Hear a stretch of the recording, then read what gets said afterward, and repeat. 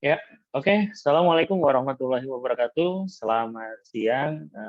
Salam sejahtera buat semuanya. Dan terima kasih buat teman-teman dari komunitas Syariah Saham yang sudah hadir pada siang hari ini, baik dari member di komunitas maupun teman-teman dari di luar komunitas Syariah Saham. Oke. Nah, pada siang hari ini ada sedikit hal yang menarik yang akan kita bahas di siang hari ini tentunya. Teman-teman sudah tahu uh, apa kira-kira yang menjadi topik hangat siang hari ini yang mau kita bicarakan. Nah, di sini sudah hadir ada Mas Aryo, moderator dari Syariah Saham yang bakal menemani kita semuanya di event yang siang hari ini. Mas Aryo, Assalamualaikum Mas Aryo. Waalaikumsalam. Mudah-mudahan nggak bosan ya, Mas. Ya, iya tadi mohon maaf terputus karena saya lagi ada di Bogor dan lagi sinyalnya kurang bagus ternyata. Ya, tadi pakai hotspot ternyata alhamdulillah lancar. Pakai wifi di sini kurang nendang gitu kan. Biasanya kalau di rumah aman gitu, kalau udah keluar rumah lumayan.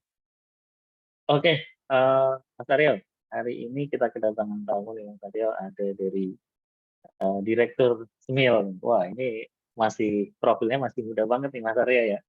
Kita 22 tahun ngapain ya Mas Arya ya? Ini udah ngelola suatu perusahaan, terus kemudian udah IPO. Wah, ini pasti kita ambil nih nanti Mas Aryo. Coba Mas Aryo bisa kulik-kulik nanti ya pokoknya ya. Ya, saya serahkan ke Mas Aryo.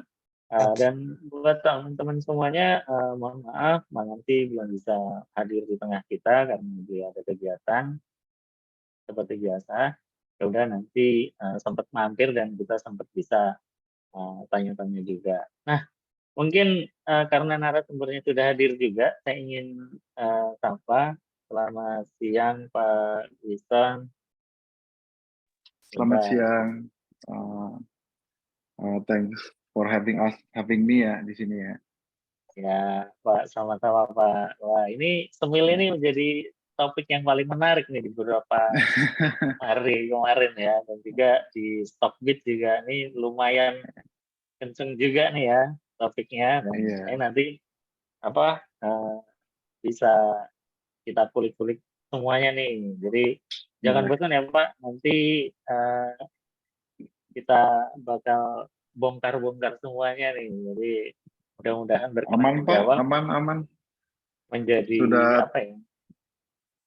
Ini juga sih udah kebiasa dibongkar juga sih. Jadi ya silakan monggo.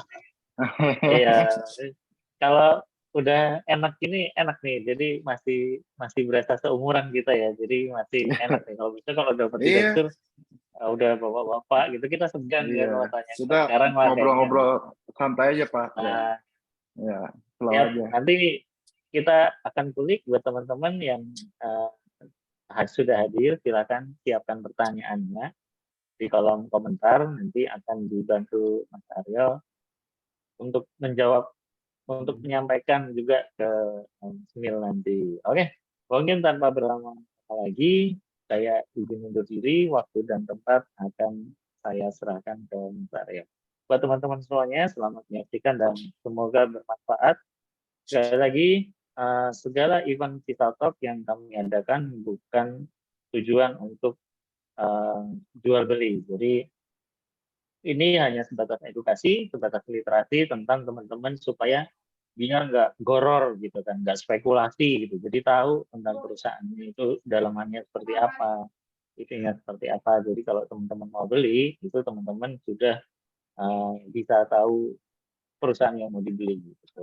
Oke, itu saja Pak Winston, silahkan waktu dan tempat dipersilakan. Terima kasih. Wassalamualaikum warahmatullahi wabarakatuh. Waalaikumsalam warahmatullahi wabarakatuh. Terima kasih Mas Adi. Selamat siang. Assalamualaikum warahmatullahi wabarakatuh. Semoga teman-teman, Bapak Ibu semua dalam keadaan sehat walafiat ya. Nggak bosan kembali lagi sama saya nih di Visa Talk gitu ya. Sekali lagi disclaimer bahwa acara ini tidak ada ajakan jual beli gitu ya. Tapi kami dari tim Visa Talk ini mengadakan Visa Talk agar teman-teman bisa kenal lebih dekat gitu dengan emiten yang sekarang datang itu Smil. Kebetulan itu kita datang orang yang benar-benar orang dalam gitu ya, karena juga kita kedatangan tamu CEO-nya sendiri dan luar biasanya masih sangat muda sekali nih Pak Winston. Oke, Ya, nanti buat teman-teman yang mungkin sedang ngincer-ngincer atau sudah punya sahamnya, silakan disiapkan pertanyaannya. Nanti kita akan coba, saya juga ada beberapa pertanyaan yang sudah disiapkan. Nanti kita akan ya gantian lah ya, saya akan list dari pertanyaan saya, lalu juga saya akan lempar dari pertanyaan dari teman-teman. Jadi sekarang boleh disiapkan pertanyaannya di kolom chat saja. Nanti sesuai urutan kita akan langsung tanyakan ke Winston ini. Nah, oke, tanpa berlama-lama lagi nih Pak Winston, mungkin boleh diceritakan nggak sebetulnya Smil ini atau PT Sarana Mitra Luas ini usahanya apa sih gitu? Terus mungkin bisa ceritakan sejarah perusahaan seperti apa dan bisnis utamanya seperti apa, mungkin seperti itu. ya boleh. Kita PT Sarana Mitra Luas sesuai dengan prospektus merupakan perusahaan yang menyewakan jasa sewa forklift dan alat material handling lainnya ya. Untuk forklift tersendiri, itu produk yang digunakan di industri pabrik, manufacturing, dan logistik di pergudangan. Jadi untuk customer base kita itu biasanya ke B2B, business to business, yang mayoritasnya di industri manufacturing dan logistik, seperti grup-grup di Sinarmas, grup Indofood, grup LG, grup dan masih banyak lainnya ya. Jadi kita support ke bisnis manufacturing dan kebanyakan di industri logistik juga. Jadi itu sih. Oke. Kalau saat ini sudah ada berapa apa namanya? Unit forklift. Berapa unit? Yes. Terus kan apa ya? Kalau misalkan kalau manufaktur pabrik ya. Kalau ini mungkin punya workshop ya di beberapa lokasi. Untuk sekarang ini per hari ini kita udah memiliki lebih dari 3.500 unit forklift tersebar di seluruh Indonesia, tapi mostly kebanyakan di area Jawa dan Sumatera karena populasi untuk market forklift sendiri itu masih mayoritas di area Jawa dan Sumatera. Kalau untuk workshop itu ada di mana aja Pak? Kita workshop untuk di area Jakarta dan Tangerang sendiri kita ada 5. Untuk di Jawa Timur kita ada di Surabaya 1, di Sumatera Selatan ada di Palembang 1, di Pekanbaru 1, dan ada service point juga di Semarang 1. Jadi kalau untuk rental forklift ini, saya tadi kan sempat cari-cari juga nih, gitu. Sebetulnya pemain terbesarnya itu kalau boleh diinfokan siapa ya? Betul, apakah dia listing atau enggak? Karena sebetulnya kayaknya forklift barang juga atau mungkin enggak ada. Iya. Betul. Itu udah sering ditanyain sama teman-teman dari sekuritas lain juga. Untuk saat ini kebetulan kami adalah perusahaan rental forklift pertama yang sudah terbuka. Jadi untuk terbesar, of course kalau ngomongin siapa yang terbaik di bisnis ini, kami yakin kami yang terbaik. Gitu. Cuma untuk saingan ya pasti ada beberapa. Untuk rental forklift sendiri sebenarnya banyak, tapi untuk di skala kita mungkin hanya sekitar 3-4 pemain di bisnis ini. Oke, jadi memang sudah smart juga ya Pak ya? Yes. Dan kalau kita lihat tadi kan ada nasabah, ada Indofood dari sini Mas juga. Sebetulnya sektor apa sih yang mendominasi dari klien Bapak gitu? Ya, yang saya baru sebutkan tadi mayoritas dari customer kami adalah dari industri manufacturing dan industri logistik. Kalau untuk kita bedah lebih lanjut lagi, industri manufacturing terpecah oleh banyak sektor ya, seperti pulp and paper, food and beverage, construction, dan masih banyak lainnya.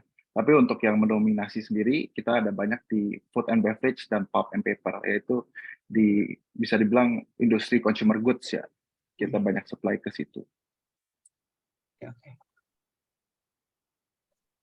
Lalu kalau misalkan boleh tahu nasabah terbesarnya nih Pak, mungkin lah bisa sebutkan nggak nama perusahaannya misalkan? Sorry, nasabah terbesarnya ya? Iya betul. Nasabah terbesar yang utama kita ya, yang kita support ada 3 ya. Yaitu grupnya Sinarmas, itu nomor Masih. 1, kedua grup Indofood, dan ketiga kita ada di grup LG juga. Itu 3 customer yang kita udah berjalan kerjasama yang panjang, dan itu customer prioritas kita. Untuk untuk masuk ke masalah sewa nih Pak. Sebetulnya sewa atau kontrak ini biasanya terminnya berapa lama nih Pak? Berapa lama jangka waktunya nih Pak? Kita tergantung kebutuhan customer, kita fleksibel sih. Kalau misalnya customer mau sewa 1 tahun kita bisa, tapi untuk yang very popular yang biasa customer minta sih 3 tahun. Tapi ada juga yang mau jangka panjang 5-10 tahun juga ada. Jadi kita mereka minta berapa ya kita bisa sediain gitu. Biasanya yang kontrak jangka panjang itu customer prioritas kami yang tadi saya sebutkan. Biasa mereka udah percaya sama servis kita, udah dekat, udah kerja sama panjang, mereka berani sampai 10 tahun juga ada. Itu kalau misalkan ada kontrak seperti itu, apakah misalkan bahan bakar ataupun misalkan operatornya, apakah itu juga termasuk sesuatu yang fleksibel juga, Pak? Iya, betul banget. Kita balik-balik kita menyesuaikan dengan kebutuhan customer. Kalau misalnya mereka mau sewa unitnya doang kita bisa sediain. Kalau mereka mau sekalian operatornya juga kita bisa sediain. Sama kalau mau bahkan sama solarnya juga kita bisa sediain juga. Jadi anything yang dibutuhkan customer ya kita bisa sediain. Mungkin boleh di-share sedikit ya Pak, apa sih sebetulnya keunggulan Smil ya Pak dibandingkan dengan rental forklift yang lain nih Pak? Ya, kalau untuk keunggulan kan kalau kita lihat kompetitor kita yang lain itu dealer-dealer forklift yang udah memiliki keterkaitan dengan brand tertentu ya. Seperti dealernya Toyota membuka rental forklift, nah mereka otomatis rental forklift harus menggunakan Toyota. Sama seperti Jungheinrich, sama seperti Linde dan brand lainnya. Meanwhile kita adalah perusahaan rental forklift yang independen, jadi kita nggak ada keterkaitan sama brand-brand tertentu. Jadi customer minta, oh saya mau Toyota, tapi yang model ini saya mau merek Jungheinrich, yang model ini saya pengen merek Mitsubishi atau apa, kita bisa sediain. Jadi itu salah satu keunggulan kompetitif kita bisa benar-benar fleksibel menyesuaikan kebutuhan customer. Untuk misalkan harga sewa forklift itu Bu, yang mempengaruhi apa aja tuh Pak? Yang pasti dari cost pembelian forklift itu sendiri kan, itu yang utama, cost yang utama itu. Kedua maintenance, dan ketiga ya operasional. Itu yang mempengaruhi harga sewa forkliftnya. Untuk kemarin juga saya baca di bukan informasi terkait dengan hasil dana IPO. Kalau nggak salah kan IPO itu sekitar 170 miliar ya, dan sudah terpakai 120 miliar gitu kan. Cuma itu nggak saya pengen tahu sebetulnya 120 miliar itu dipakai untuk membeli berapa unit lagi tuh Pak forklift Pak? Kan sebelumnya ada 3.000 nih Pak. Kira-kira ada menambah berapa tuh? Ya, kemarin kita baru posting juga kan laporan penggunaan dana kami. Untungnya kami sudah menggunakan mayoritas dari dana tersebut. Memang kita sudah terplanning juga, kita IPO. Ada beberapa dana akan kita alokasikan kepada kontrak-kontrak yang udah kita actually pegang. Ada juga yang akan datang dan juga yang unit-unit yang akan kita stok. Jadi dari 120 itu sekitar 70 miliar udah kita gunakan untuk pembelian forklift dan baterai.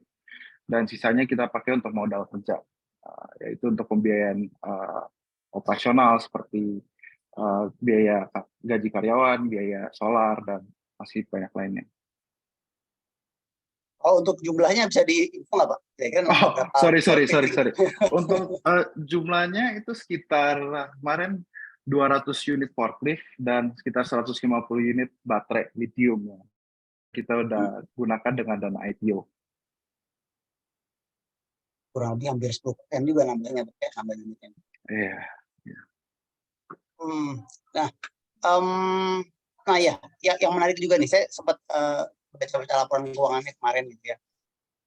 biasanya gitu, begitu COVID gitu ya di 2020 itu kan pasti perusahaan pada jeblok labanya gitu ya. Tapi kok saya heran gitu, Iya. melihat Smil ini kok masih tumbuh aja gitu. Sebenarnya apa yang membuat kinerja Smil ini kok seolah-olah tidak terganggu oleh COVID? Apakah ada Iya, yang sesuatu yang dilakukan perusahaan atau seperti apa, Pak? betul. Ini juga udah banyak dipertanyakan oleh teman-teman sekuritas yang lainnya juga. Dan ya, masa pandemi itu betul kan banyak perusahaan yang ya mengalami kesusahan ya. Tapi justru kenapa kita bisa growth, malah growth-nya bisa tinggi banget gitu. Jadi pada saat pandemi waktu itu kan banyak perusahaan yang efisiensi, dan banyak perusahaan yang minta unit murah aja gitu. Ya udah deh, mau pakai unit apa aja terserah, tapi yang penting servisnya bagus sama harganya murah gitu. Dan kebetulan pada saat itu kita mikir gimana ya caranya untuk memberikan harga yang terbaik tanpa kita bisa, kalau misalnya kita beli lagi kan otomatis harganya cost-nya naik ya untuk mereka. Kira-kira gimana? Terus setelah kita pikirkan, kita ada banyak stok unit yang lama-lama, yang udah 5 tahun ke atas. Kita pikir ya udah kita rekondisikan ulang dan kita sewain lagi ke mereka dengan harga yang lebih efisien. Itu win-win buat customer karena mereka bisa dapat harga yang diskon, dan untuk pihak kami juga unit-unit yang tua-tua yang seharusnya udah kita dispose, kita bisa sewakan lagi dan secara nggak langsung dijadikan uang lagi ya. Itu strategi kami waktu saat pandemi kemarin. Dan juga waktu itu kan keadaan ekonomi masih kurang stabil ya. Kita juga tidak terlalu mau agresif dalam pembelian forklift. Jadi kita pada saat itu tidak membeli banyak unit forklift di tahun 2021. Makanya kalau misalnya dilihat di laporan keuangan kami juga, utang kami juga turun pada tahun itu.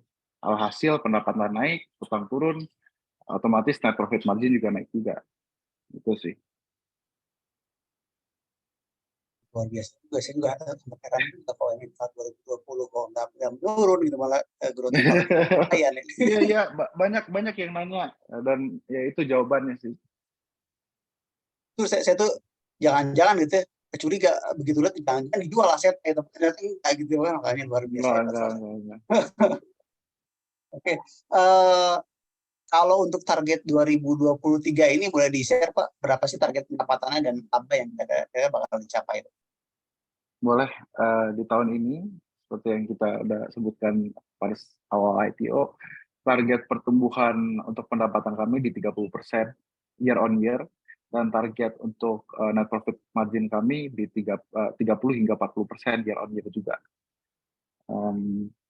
Itu actually target kami setiap tahunnya. Jadi tiap tahun kita memiliki target tersebut untuk ya stable growth lah ya. Kalau untuk dari jumlah apa namanya forklift yang ada, apakah sudah apa namanya sudah full atau belum ya Pak? Untuk informasi tersebut belum bisa saya disclose sekarang ya. Itu akan kita official publish di akhir bulan ini untuk laporan tengah tahunnya.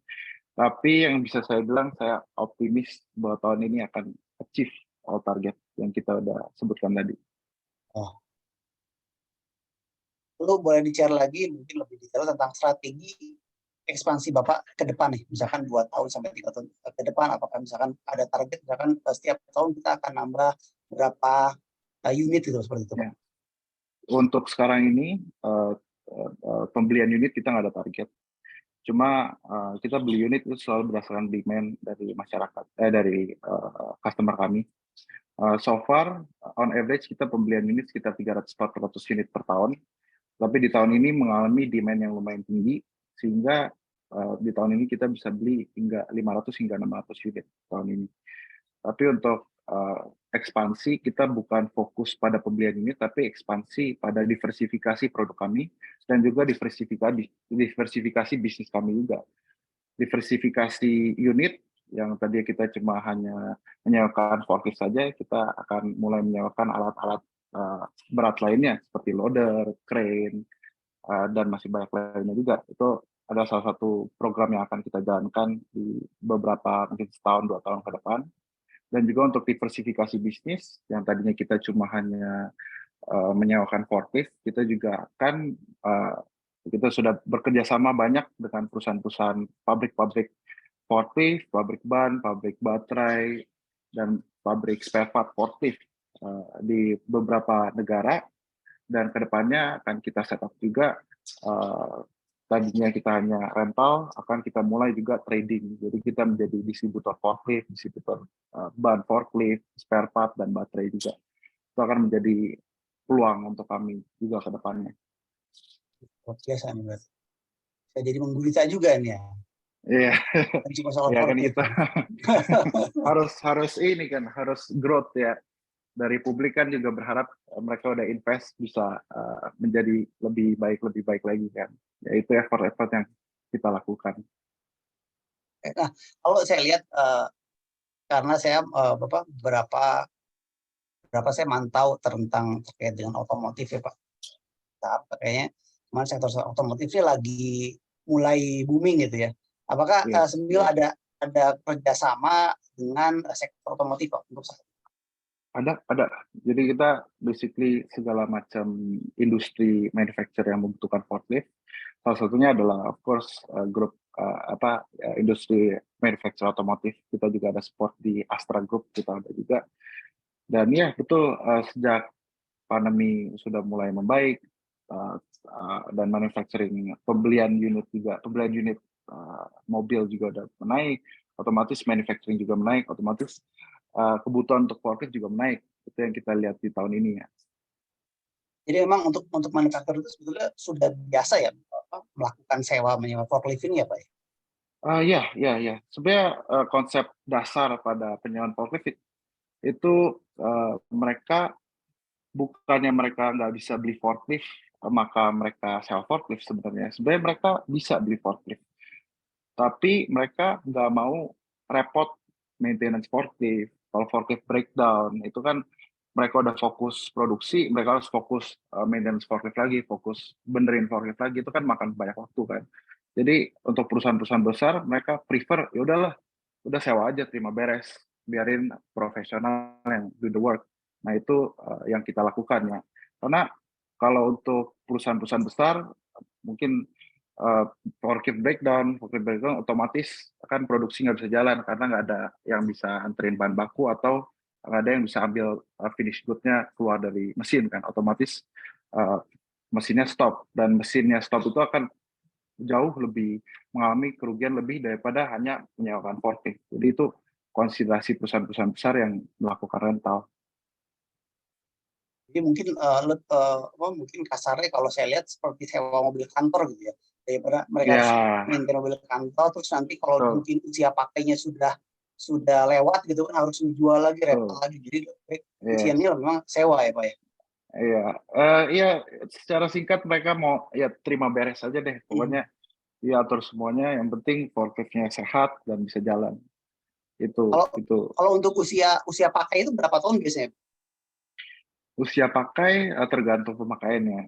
Kalau misalnya pemakaian yang standar bisa 8 sampai 10 tahun. Kalau pemakaiannya yang 24 jam mungkin bisa di 3 sampai 5. Balik-balik tergantung ke pemakaian dari unitnya sendiri.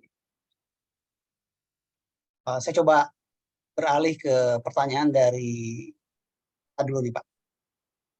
Pertanyaan dari Pak Sepki Mardian. Siang Pak, boleh disampaikan kinerja keuangan kuartal 2? Wah, kayaknya belum bisa nih. Tapi mungkin saya sederhanakan lagi. Apakah dengan target yang tadi sudah disampaikan 30-40% net income dengan kinerja kuartal 2 ini, apakah optimis Pak? Optimis. ya Sangat Pak optimis. ya? Oke. Optimis. Pak, buat Pak Sepki, ya kira-kira dihitung-hitung lagi tuh. Kira-kira target tahun ini berapa, kuartal 2 kira-kira berapa. Dan kalau melihat optimisme ya kita bisa estimasi lah ya berapa kinerjanya. Oke, selanjutnya dari dan Cukia, Mil kerjasama dengan Heli, kedepannya strategi apa yang bakal dipakai untuk mencapai target pertumbuhan? Ya, balik-balik yang tadi saya bilang, plan jangka pendek 2-3 tahun ke depan apa, yang salah satunya adalah diversifikasi bisnis. Yang tadinya kita beli unit langsung dari pabrik hanya untuk pemakaian sendiri, kita sekarang beli unit dari pabrik untuk dijual lagi ke end consumer. Jadi itu akan menjadi peluang. Tadinya kita hanya menyewakan, sekarang kita menjual juga. Jadi sebagai distributor juga mungkin bisa ya Pak ya? Ya, betul, betul. Kita udah kerjasama cukup baik dengan brand tersebut. Bahkan belum lama tim dari Heli juga baru datang, kita baru meeting juga. Ya.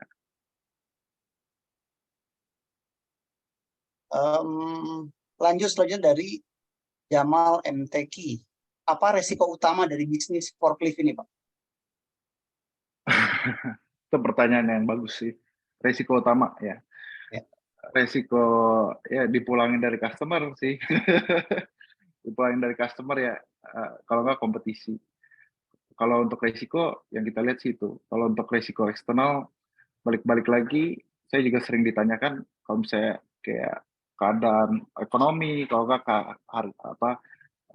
krisis apa ini itu segala akan mempengaruhi bisnis SML nggak sih sebenarnya? Ya jawaban saya simpel sih. Ya silakan dilihat di laporan keuangan kami di tahun 2021 waktu pandemi lagi gila-gilaan apakah kita mengalami kesulitan. Tadinya yang mungkin ekspektasi orang pada tahun pandemi, krisis dan lain-lain akan menurun, justru kita meningkat. Dan kita lihat lagi kenapa kita meningkat, karena mayoritas dari customer kami adalah customer consumer goods. Mau keadaan krisis, mau keadaan pandemik, mau tahun politik juga tahun depan, orang bakal tetap pakai tisu, orang tetap bakal pakai kertas, bakal tetap makan Indomie, minum susu, dan lain-lain. Jadi menurut saya resiko eksternal nggak ada. Paling resiko utama ya dipulangin dari pabriknya sendiri. Itu sih. Jadi ya selama manufaktur masih ada, ya tentu masih dibutuhkan ya Pak ya. Betul, betul, betul. Oh ya, saya infokan lagi ke Bapak Ibu dan teman-teman semua peserta yang hadir di sini. Nanti kita akan pilih 3 peserta dengan pertanyaan terbaik gitu. Jadi 3 peserta akan kami hadiahkan free saldo GoPay senilai 50.000 buat teman-teman yang masih kira-kira penasaran, masih bingung ini apa sih kira-kira emiten senil ini, lalu jadi beli apa enggak ya, silakan yang punya unek-unek silakan langsung ditanyakan, mumpung kita ada orang dalam ini langsung gitu ya. Silakan. Yang penasaran silakan ditanya. Oke. Ini ada pertanyaan lagi nih dari M. Arya Farabi. Izin tanya yang pertama, penggunaan dana IPO sebagian akan digunakan untuk pembelian baterai dan baterai charger untuk forklift. Pertanyaannya, mengapa Senil lebih memilih forklift berjenis elektrik dibandingkan diesel ataupun gas? Lalu apakah memang karena lebih murah atau ini juga terkait dengan ESG perusahaan untuk menggunakan energi ramah lingkungan, Pak? That's a good question.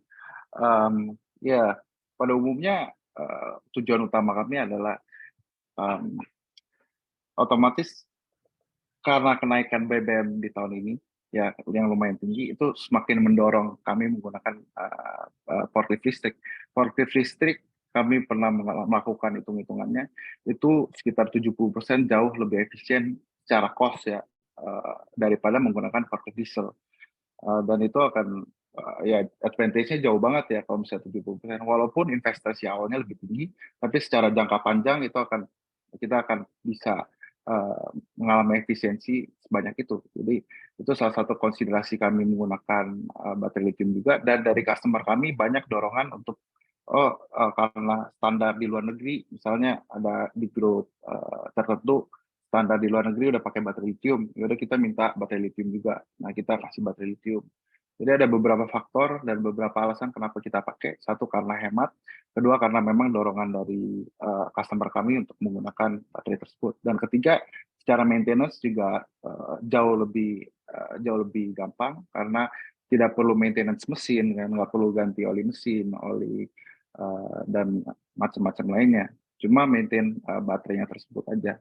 Dan cara maintenance-nya juga gampang, tinggal cupnya dibuka, tinggal dibersihin, dilap, nggak susah. Jadi itu sih. kalau boleh tahu nih, sebenarnya porsinya untuk yang elektronik sama elektrik dan yang diesel itu berapa Pak saat ini? Untuk pada tahun-tahun sebelumnya karena memang yang populer itu model diesel dan pada waktu itu harga elektrik juga masih tinggi dan untuk kualitas forklift elektrik juga powernya masih belum, performance-nya masih belum sebagus diesel, maka pada di tahun 2010 sampai 2020 kita masih lebih banyak beli forklift yang diesel. Jadi otomatis sekarang untuk kalau per tahun ini di tahun 2010 sampai 2020 kita masih lebih banyak beli diesel, tapi 2020 sampai 2023 kita lebih banyak pakai yang beli yang elektrik.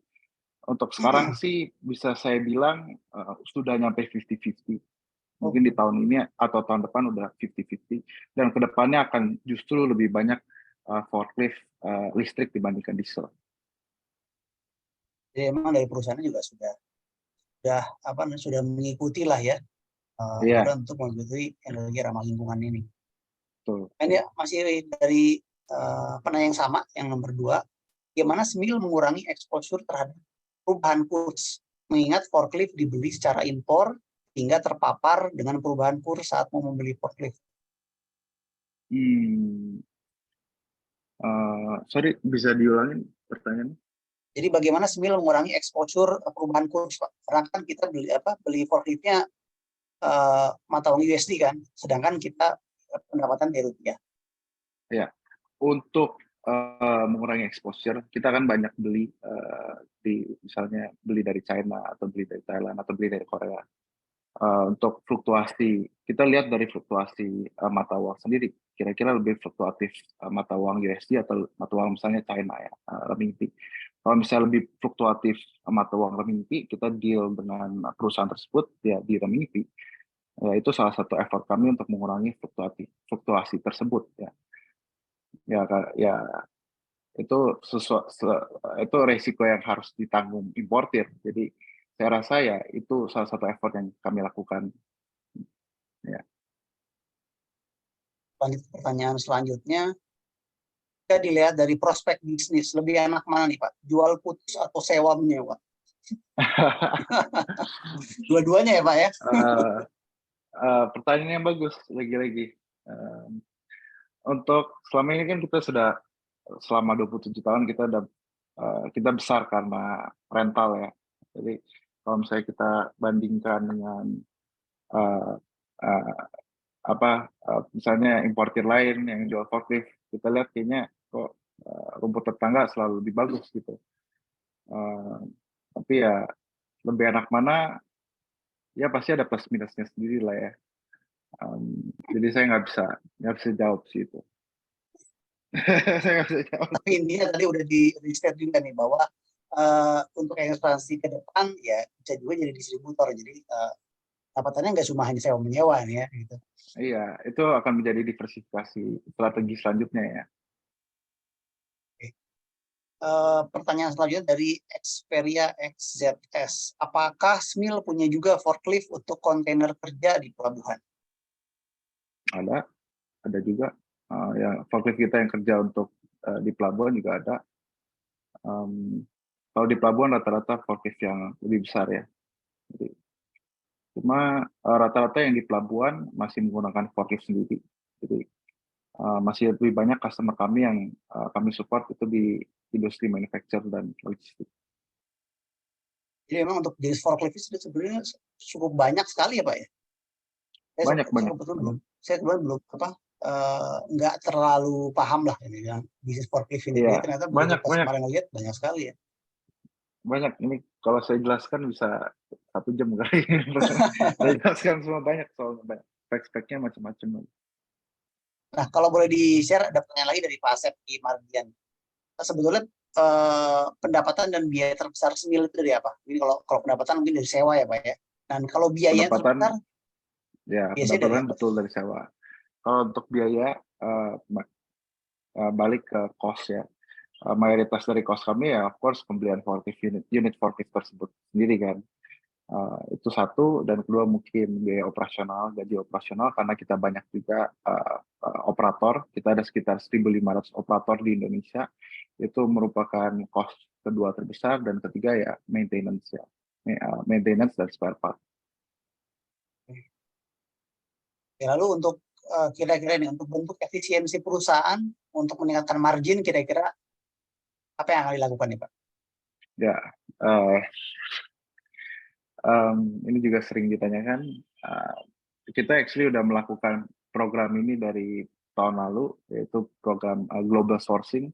Yang tadinya kita hanya membeli forklift, spare part, ban, baterai di distributor-distributor lokal. Karena kita memiliki buying power yang cukup besar, sampai akhirnya kita mulai global sourcing langsung ke pabriknya. Dan of course kalau misalnya kita beli dalam secara bulk dan langsung ke pabrik, yang harga itu akan menurun, dan itu merupakan efisiensi yang cukup besar untuk kami. Kalau misalkan ada pengaruh di kenaikan dari bahan bakar gitu ya, apakah itu juga mempengaruhi atau mungkin seberapa besar sih pengaruh kenaikan bahan bakar?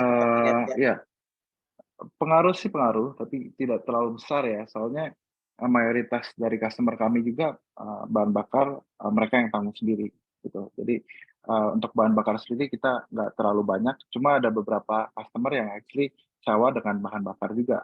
Jadi paling terpengaruh oleh bagian kecil yang input solar aja. Dan kalau misalnya harga itu naik seperti kemarin naik, sebenarnya itu harga akan kita adjust juga kan secara long term. Mungkin shock di awal karena udah ada kontrak dan tiba-tiba harga solar naik, ya kita harus adjust kontraknya lagi. Tapi ketika udah melakukan adjustment ya udah nggak masalah. Jadi memang untuk kontrak ini sebenarnya untuk adjustment-nya sebenarnya biasa, suatu hal yang biasa-biasa aja ya Pak ya. Wajar lah kalau ada adjustment seperti ini. Iya, itu kan keadaan yang khusus, yang spesial ya. Kemarin lonjakannya cukup tinggi, sekitar 30 hingga 40%. Ya kita minta adjustment lah ya. Soalnya ya susah juga untuk kita absorb semuanya itu. Dan mereka untungnya customer kami juga mengerti situasi, akhirnya kita adjust. Ini ada pertanyaan menarik dari Dino nih Pak. Apakah dalam jangka panjang Smil ada rencana untuk membuat produk forklift sendiri nih Pak? Sorry? Apakah dalam jangka panjang Smil ada rencana untuk membuat produk forklift sendiri Pak? Mungkin secara jangka super panjang, kalau misalnya populasi demand forklift di Indonesia udah cukup tinggi, mungkin aja kita bisa membuka brand sendiri, jual forklift sendiri, itu bisa. Mungkinan ya. Selanjutnya ada lagi Pak Jamal MTQ. Kebijakan dividen ke depan seperti apa Pak? Kebijakan dividen, kita akan sebanyak-banyaknya memberikan dividen sekitar 40% pada investor kami. Cuma untuk kebijakan dividen tahun ini belum saya dapat saya disclose ya. Cuma ya itu aja sih. Itu aja untuk dividen buat Smil gitu ya. Di sekitar 40%. Ya. Nah, ini ada pertanyaan menarik dari Pak Adi Nugraha. Ketakutan investor sekarang adalah IPO hanya untuk exit. Bagaimana dengan Smil mengantisipasi ini nih Pak? Treatment dari Pak Winston sendiri gimana nih Pak? Antisipasi, ya kalau misalnya perusahaan lain saya nggak tahu ya. Cuma kalau dari perusahaan kami sendiri, kami IPO dengan tujuan untuk ekspansi dan tujuan untuk membeli forklift ya. Kalau untuk exit saya saya no comment. Tapi kalau dari kita sendiri, kita purely untuk membeli forklift dan untuk menyewakan kepada customer kami. Mungkin kita filternya bisa dilihat dari apakah ada ekspansi atau enggak. Misalkan dana itu dipakai buat apa, nambah unitnya berapa, mungkin itu yang bisa kita coba cek lagi ya.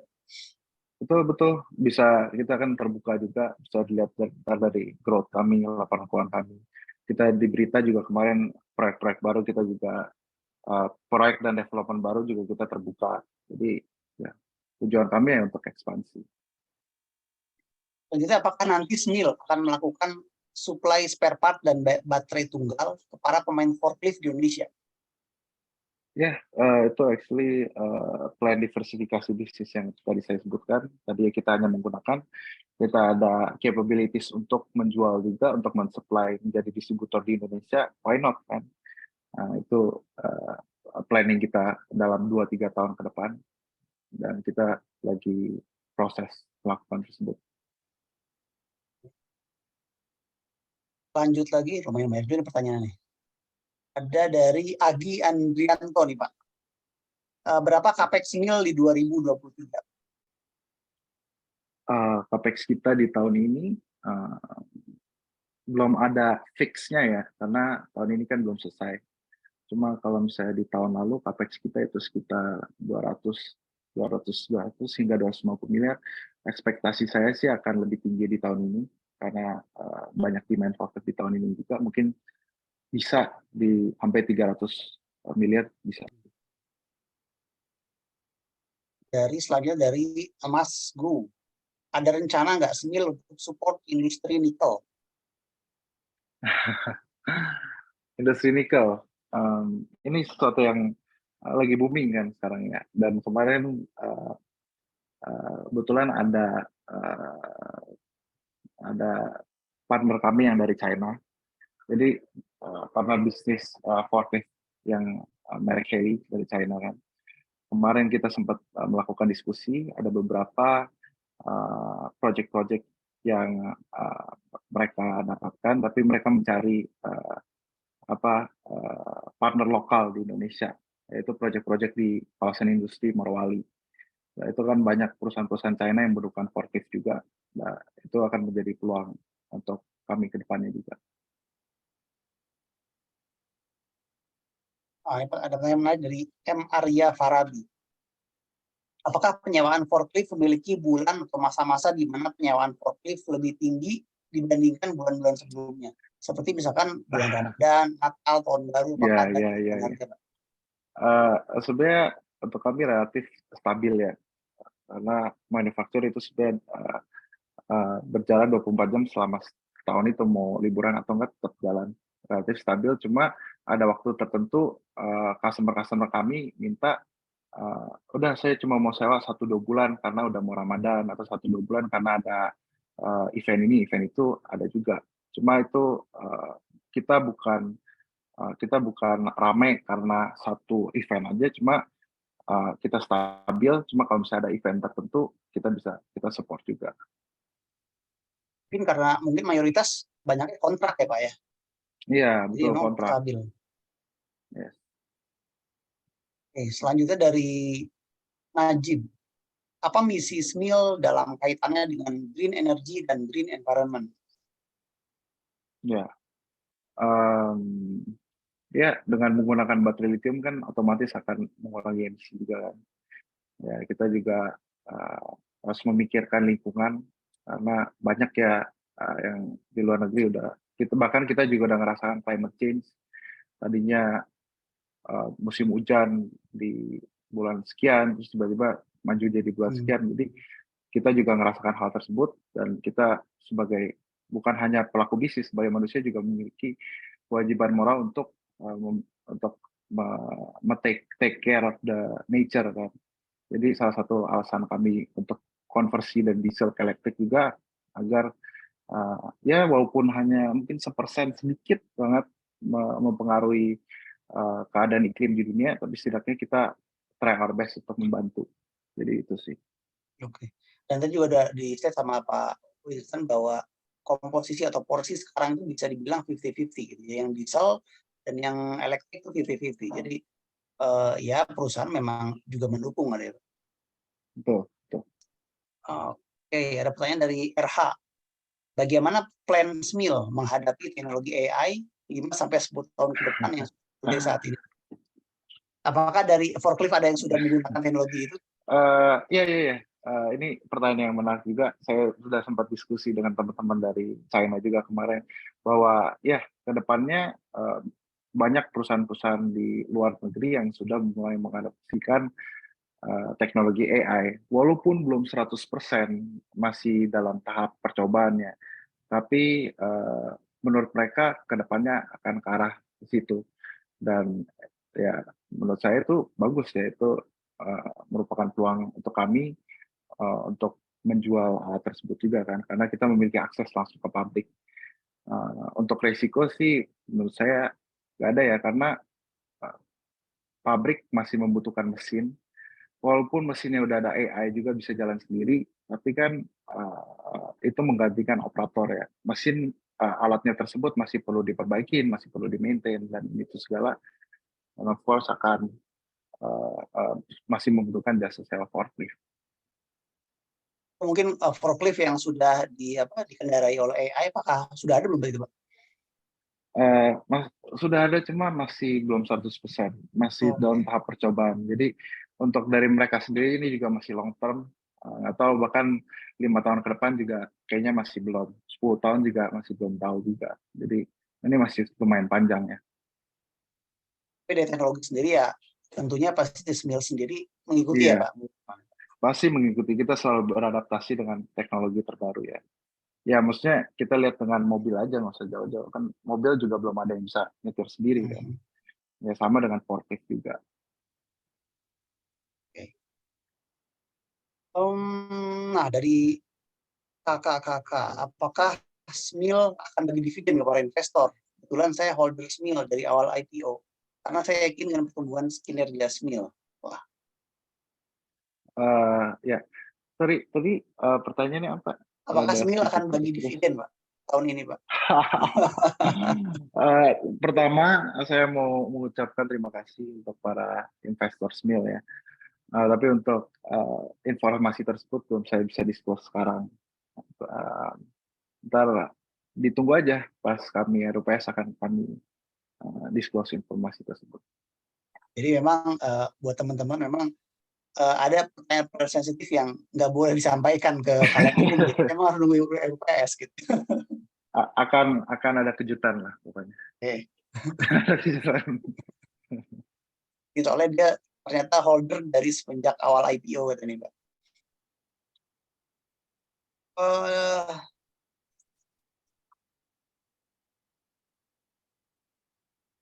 Ada dari Xperia XZS, forklift dengan crane sangat mendukung. Apakah Smil ada keinginan punya crane dan operasi di pelabuhan, Pak? Iya, ya betul. Itu salah satu yang tadi saya bilang, yang tadi Bapak tanyakan kan kira-kira 2 tahun, 3 tahun ke depan bisnisnya akan dibawa kemana.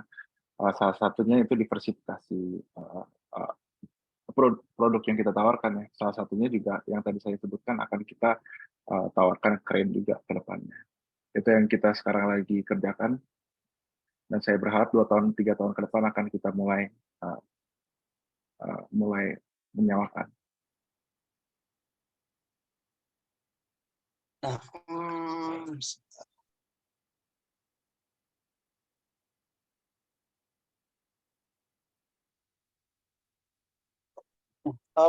terkait dengan penyusutan aset nih, Pak. Kira-kira itu berapa lama sih amortisasinya yang pertama, dan yang kedua, apakah ada kebijakan khusus terkait dengan penyusutan dan juga kebijakan setelah umurnya habis sih, Pak? Ya, untuk penyusutan itu di 8 tahun ya, dengan rate penyusutan sekitar 12 atau 12,5%. Kita patokan kita untuk mendispose forklift bukan dari berdasarkan nilai buku sebuah forklift, tapi nilai real dari forkliftnya sendiri. Jadi kalau misalnya memang masa bukunya udah habis, tapi ternyata forkliftnya masih kita bisa gunakan, masih kita bisa sewain lagi, dijadiin duit lagi, ya kita belum dispose, kita masih bisa pakai lagi. Cuma misalnya kalau memang by the time misalnya 8 tahun udah kita evaluasi unitnya memang udah nggak layak dipakai, ya kita baru dispose.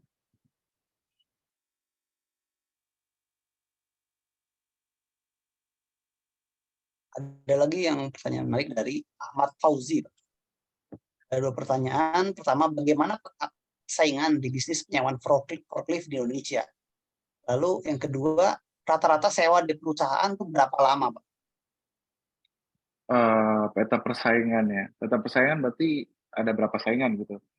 Untuk persaingan sendiri yang di dalam skala kita, yang kita anggap pesaing, ada sekitar 3-4 perusahaan. Kalau untuk ngomongin persaingan di Indonesia, semua daerah ada pasti rental forklift, tapi dalam skala kita itu hanya beberapa. Dan kedua untuk jangka sewa forklift sendiri, itu yang average-nya itu di 3 tahun ya. Paling populer itu di 3 tahun, tapi ada juga 5-10 tahun juga ada. Kalau tadi sempat di notes bahwa workshop-nya itu ada di Jawa dan Sumatera ya Pak. Apakah ada rencana untuk perluasan operasi misalkan di Kalimantan kah atau misalkan di Jawa Timur kah? Gimana Pak? Betul.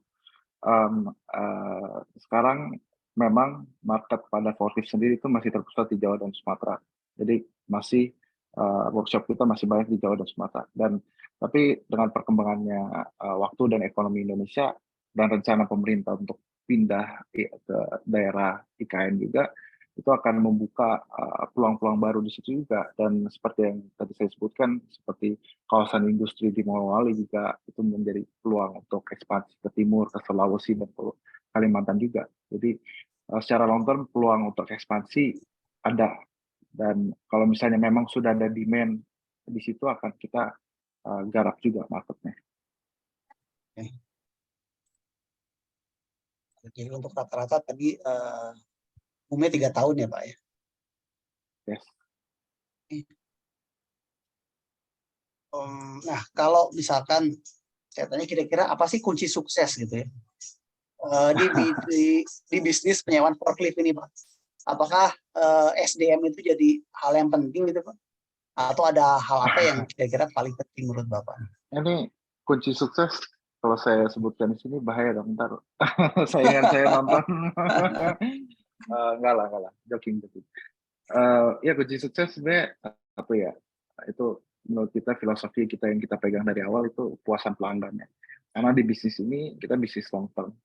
Kalau misalnya pelanggan sudah nyaman sama kita, sudah enak, sudah servisnya bagus, servisnya cepat, mereka akan stay for the long term. Ya seperti customer kami yang tadi saya sebutkan, yang udah berjalan 20 tahun. Itu karena kita menjaga relationship kami dengan mereka, servis kami juga. Kalau misalnya servis kita jelek, relationship kita sama mereka juga jelek, mereka nggak puas sama kita, akhirnya kita dipulangin dan dia lebih puas dengan kompetitor, itu justru ibaratnya pintunya sudah terkunci dan sudah susah untuk kita masuk lagi ya. Jadi maintain customer satisfaction itu nomor 1 di perusahaan kami. Dan dengan filosofi tersebut, of course kita harus pintar-pintar memanage SDM kita juga, memperbaiki sistem kita juga agar bisa memberikan servis yang terbaik. Itu sih. Menarik. Coba cari pertanyaannya.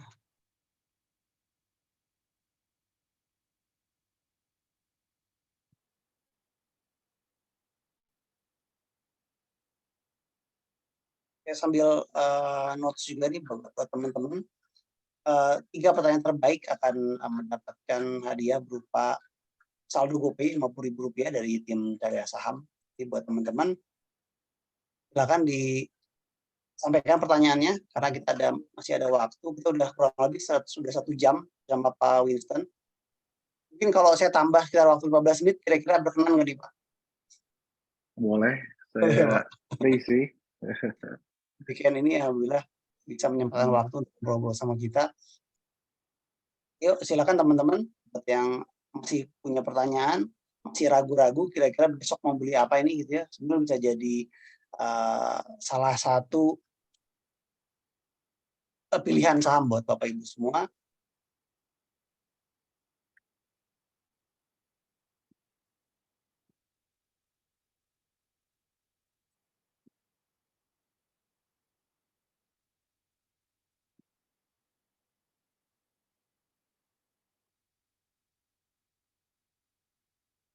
Oh iya Pak, kalau untuk produsen dari forklift sendiri itu banyak dari negara mana ya Pak?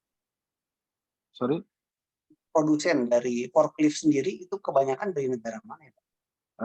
Kita mayoritas menggunakan forklift brand Toyota. Jadi Untuk brandnya sendiri kita ambil Toyota, dan kita banyak juga Jung High-Tech, dan kita juga belakangan ini melakukan banyak kerjasama dengan brand forklift China merek Geely ya. Eli, Itu sih. oke. Untuk harganya sendiri apakah fluktuatif atau enggak nih Pak, harga forklift sendiri? Harga forklift relatif stabil sih. Cuma ya sejak pandemi dan sejak keadaan ekonomi belakangan ini, bahan baku kan secara otomatis mengalami peningkatannya, jadi ada sedikit fluktuatif. Cuma kalau keadaan ekonomi stabil, nggak ada masalah ya, relatif harganya stabil juga. Kalau di luar itu kan kita banyak dengar ya di luar negeri banyak yang info terkait dengan resesi lah ya. Kita juga tahu Amerika juga sedang gonjang-ganjing terkait dengan suku bunga gitu. Nah, view Bapak terkait dengan kondisi ekonomi di Indonesia tuh seperti apa Pak? Apakah 2 tahun, 3 tahun ke depan masih optimis dengan perkembangan ekonomi sehingga misalkan manufakturnya juga growth, otomatis Bapak juga bisa dari sendiri juga bisa ikut growth gitu nih Pak. Iya, View Bapak saya terkait dengan mau makro. kasih tahu dari awal, saya bukan pengamat ekonomi ya, cuma ini saya amati secara point of view saya aja. Kondisi ekonomi Indonesia menurut saya cukup stabil ya, di 5%. Meanwhile di luar negeri, di Amerika dan di Eropa lagi banyak yang nol atau yang bahkan minus ya. Menurut saya growth kita cukup stabil, kita on the right track, komoditas kita juga bagus, dan nikel juga lagi booming, didorong batu bara dan nikel. Menurut saya ekonomi kita akan stabil ke depannya juga.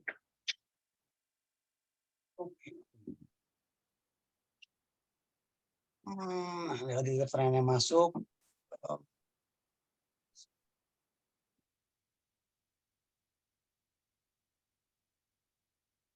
Dari Pak Win, target pertumbuhan tadi sudah disebutkan, pendapatan dan laba 30-40%.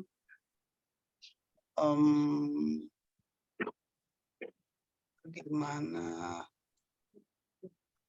dari Pak Najib, bagaimana strategi Smil dalam kerjasama dengan lembaga pendidikan, Pak? Lembaga pendidikan. Apakah ada, Pak? Kebetulan di lembaga pendidikan belum ada yang membutuhkan forklift ya. Jadi untuk lembaga pendidikan kita belum ada vision ke sana. Mungkin kalau ngomongin pendidikan, mungkin training forklift. Kita melakukan training forklift intensif pada operator-operator kami juga. Jadi, paling itu sih kalau pendidikan dan mekanik juga. Nah, ada pertanyaan yang bagus dari Pak Ahmad Fauzi. Untuk maintenance alat, apakah Smil menangani sendiri atau ambil dari pihak ketiga, Pak? Kita membeli dan memaintain unit kita 100% sendiri. Nggak ada dari pihak ketiga. Kita memiliki sekitar 400 mekanik tersebar seluruh Indonesia.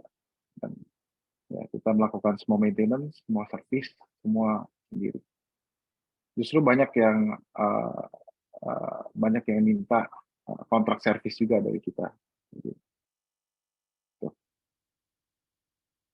Dinos juga nih, tadi belum kenalan dengan Pak CEO. Sedikit aja Pak, mungkin silakan Pak Wilson. Boleh, nggak masalah. Karena memang saya juga kaget gitu begitu.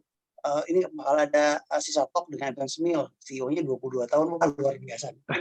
Diperkenalkan sedikit background-nya seperti apa, dan mungkin awal mulanya bisa jadi CEO Smil seperti apa nih Pak? Boleh. Pertama-tama saya bukan CEO Smil, saya direktur. Kalau CEO sendiri itu kan presiden direktur ya. Itu ayah saya, Pak Hadi Suhermin, saya Winston Suhermin.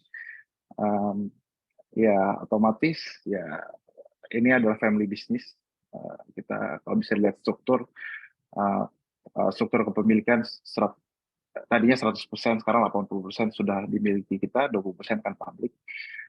Ya of course saya lahir dan terprogram dari kecil sudah harus membantu family business, ya, family business saya. Jadi untuk di bisnis ini sendiri saya sudah dari umur dari kecil saya udah sering ke kantor, dan umur 15 saya udah aktif ke kantor. Jadi saya udah di bisnis ini sekitar 8 tahun. Dan untuk background saya sendiri, saya lulusan dari Seattle University di Amerika Serikat. Saya balik lulus pada tahun 2020 dan lanjut membantu family business ini. Luar biasa nih. Yang banyak sekali yang harus kita contoh gitu ya. Ini bisnis sendiri tapi juga ya tetap aja harus mulai kenal dari awal gitu. Dan tiba-tiba hidup ya Pak. Ternyata dari kecil 15 tahun bahkan sudah masuk ke dalam bisnisnya Pak. Nah, ini dia. Lanjut lagi ke pertanyaan ke soal terkait dengan bisnis Smil nih Pak. Dalam struktur biaya nih Pak, apakah asuransi forklift itu cukup tinggi atau mahal, dan apakah semua unitnya itu diasuransikan Pak? Ya, semua unit kita diasuransikan karena setiap kali kita melakukan pembelian forklift itu ada regulasi harus wajib melakukan asuransi terhadap alat tersebut. Untuk rate-nya sendiri biayanya tidak terlalu besar karena memang jarang ada jarang kita klaim juga ya, karena kerusakan yang di-insure itu kerusakan yang sifatnya force majeure ya, seperti ya bencana alam atau nggak ada kejadian kebakaran atau apa-apa, itu juga nggak terlalu sering kan, jarang, hampir nggak pernah malah. Jadi rate-nya sangat kecil, kalau nggak salah di bawah 1% gitu asuransi. Ada pertanyaan lagi dari Wiratama Gunawan. Boleh tahu nggak kenapa struktur Smil rental sangat simpel, nggak ditumpuk seperti perusahaan-perusahaan lain atau perusahaan-perusahaan di luar negeri? Boleh tahu kenapa? Sangat simpel. Maksudnya struktur apa nih? Struktur kepemilikan? Mungkin kepemilikan sebenarnya Pak. Mungkin. Saya maksudnya buat apa ditumpuk kan? Buat apa ditumpuk juga kan? Kita kan ya memang ini family business. Orang yang memiliki ya orangnya itu aja ya. Saya rasa nggak ada, ya udah gitu aja sih. Mungkin nanti arahnya misalkan nanti ada diversifikasi ke bisnis lain, misalkan tadi jadi distributor, mungkin ada kemungkinan juga mungkin jadi pecah ke anak perusahaan atau apa, mungkin seperti itu ya Pak ya. Karena kalau sekarang mungkin masih dari fokus utama bisnis, mungkin belum ada kepentingan juga barangkali. Mungkin kita belum sampai di level itu untuk membutuhkan struktur seperti itu ya. Juga ada dari statement dari Agi Andrianto, luar biasa nih perusahaan memang maju terus Kang Smil. Amin. Juga Kang Smil, terobosan apa yang sedang dikerjakan untuk membuat harga sahamnya terus naik biar jadi Kang Smile? Smil jadi harga sahamnya Smile. Apa nih Pak, kira-kira kinerjanya seperti apa yang sedang dikerjakan, dan ya mungkin seperti tadi disebutkan prospek sampai 2-3 tahun ke depan tadi sudah dijelaskan juga sama Pak kan tadi ya. Verifikasi juga masih terus dilakukan gitu. Oke, ini kebetulan sudah hampir 1 jam lewat 15 menit gitu ya. Saya coba tunggu 1-2 menit lagi, barangkali ada teman-teman yang masih penasaran dengan Smil ini gitu ya. Sekali lagi ini bukan ajakan jual dan beli, tapi kita sama-sama ingin tahu nih, ingin lebih dekat lagi dengan emiten gitu ya. Bisa langsung tanya sama orang dalamnya. Kebetulan alhamdulillah kedatangan CEO-nya sendiri gitu. Tadi sudah dijelaskan juga terkait dengan target ini bisa optimis 30-40%, dan untuk diversifikasi juga tadi sudah dijelaskan juga bahwa tidak cuma di penyewaan, namun kemudian bisa juga di distribusi. Oke, karena tidak ada pertanyaan, mungkin saya kembalikan ke Pak Winston terkait dengan closing statement atau mungkin pesan-pesan dari Pak Winston pribadi nih untuk investor pasar modal, terutama investor SMIL. Ya, terima kasih udah join meeting ini. Terima kasih sudah mendengar juga pesan-pesan para investor. Saya juga mau berterima kasih untuk para investor yang sudah menginvest di perusahaan kami ya. Secara fundamental dan secara strategis dan prospek sudah kami sampaikan juga. Ya, saya berharap kami bisa memberikan value untuk investor kami yang sebaik-baiknya, dan sekali lagi terima kasih. Ya, itu aja sih. Terima kasih atas pesannya. Dan oh ya, satu lagi Pak, mungkin ini kami sebagai investor syariah gitu ya Pak, kita kan sangat concern sekali terhadap hutang nih. Di sebagus apapun emiten gitu ya, begitu dia keluar dari indeks syariah gitu, salah satu faktornya adalah hutang berbunga yang di atas melebihi 45% dari asetnya nih Pak. Jadi semoga SMIL bisa menjaga komposisi ini sehingga ya SMIL bisa masuk radar kita nih Pak. Jadi sebagus apapun, saya bisa bilang sebagus apapun emitennya, kalau dia keluar dari indeks syariah ya mohon maaf gitu loh Pak. Jadi semoga ekspansi yang dilakukan nanti tetap menjaga komposisi aset berbanding dengan pendapatan atau misalnya pinjaman berbunganya. Nah, untuk terakhir pertanyaan dari saya nih Pak, untuk ekspansi ke depan gitu ya, 2-3 tahun ke depan, apakah untuk penambahan forklift atau apapun itu, apakah akan menggunakan hutang bank atau misalkan apakah right issue atau seperti apa nih Pak? Gambarannya Pak. Untuk plannya mungkin belum right issue atau misalnya apa-apanya mungkin saya belum bisa disclose sekarang. Tapi untuk tahun ini mayoritas dari pembelian kami akan menggunakan dana yang diperoleh dari hasil IPO. Kalau untuk kedepannya saya belum bisa disclose sekarang. Itu saja Pak dari saya. Terima kasih sekali sudah menjawab hampir semua pertanyaan gitu ya. Pertanyaan juga cukup banyak sekali. Semua pertanyaan saya sudah disampaikan, dari teman-teman juga sudah disampaikan.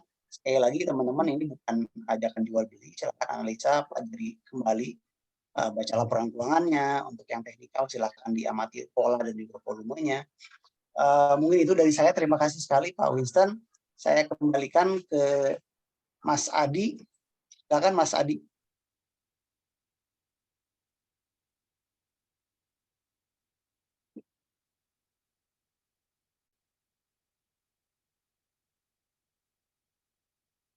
Halo Mas Adi.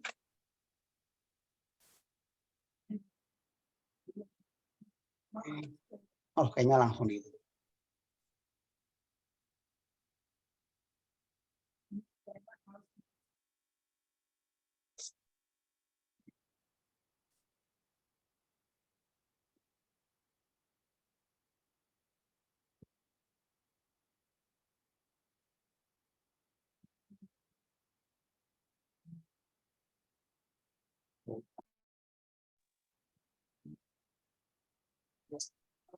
Oh, host.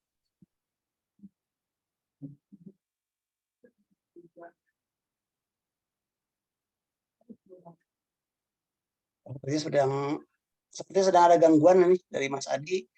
Jadi sekali lagi saya ucapkan terima kasih dari tim Syariah Saham kepada Pak Winston. Semoga bisa semakin lancar segala apa yang dicita-citakan untuk pertumbuhan ke depan bisa tercapai gitu. Dan kita simpan ini di YouTube. Jadi kebetulan memang kalau weekend tidak terlalu banyak yang nonton, tapi kita semua akan upload di YouTube. Teman-teman yang nggak bisa nonton hari ini bisa nonton kembali gitu ya, bagaimana sih prospek SMIL ke depan. Semoga bermanfaat buat teman-teman semua. Sekali lagi terima kasih Pak Winston, saya dari Syariah Saham. Terima kasih untuk undur diri dan juga terus sukses Pak. Ya, all the best for Syariah Saham juga. Thank you Pak. Pak Winston. Terima kasih. Assalamualaikum warahmatullahi wabarakatuh. Ya, waalaikumsalam.